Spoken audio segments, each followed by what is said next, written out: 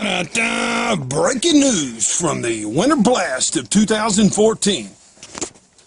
All right, folks, balls are cold here in Daytown, Texas, where we've been all day. We've been dealing with this cold winter blast that has blown through here today. We've actually got a fire. We're using it to actually warm our hands up some because it's been so terribly cold all day. Earlier, if you were with us, we had a lot of precipitation falling from the sky, but as you can see, that is stopped now. It's actually gotten so much better. If you saw us earlier, we actually had a hood on our jacket that we actually had on to protect us from the precipitation that was actually falling from the sky. But as you can see, it's stopped now.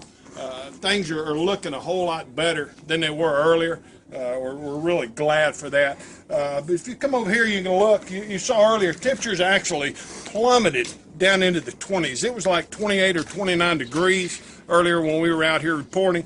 As you can see by our weather station, it's almost covered in precipitation, but the temperatures have jumped up to 33 degrees.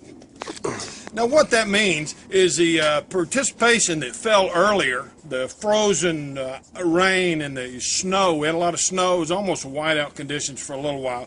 They've actually fallen or stopped falling from the sky, so things are actually looking up a little bit. So we'll go over here and see this truck. I don't know if you remember, if you were with us earlier, this truck, an actual person that actually parked his truck, and he was frozen in. He couldn't go anywhere if he had to. But you can see this ice on this truck. If you scrape on it, if you bump it a little bit, you can actually get this ice to come off of this truck now. So that tells you how much things have actually warmed up. You can see there's livestock moving around. There's a stray dog that's actually out moving around. We had birds actually flying through the sky that was full of precipitation earlier. So things are really looking up. One of the problems is, we talked about the temperatures going up so much. A lot of this precipitation that fell earlier, frozen stuff, still on the ground. There's still some on the ground in places, and on the roof of the house of God, there's like a 6-inch icicle over there. The problem is that's going to melt. It's going to actually melt, and what it'll do when it melts is it's going to turn into water. That when it melts, and it actually, when the clouds clear out overnight, it's actually going to get really cold, and that precipitation that fell earlier is actually going to freeze. And you know what that's going to make? That's going to make ice. It's going to make ice on the roads, and you can't see it when you're driving or anything. And you could hit it, and your car could spin. You could, like we did earlier when we went to the store. It's just going to fishtail. You don't know what's going to happen when you hit this ice.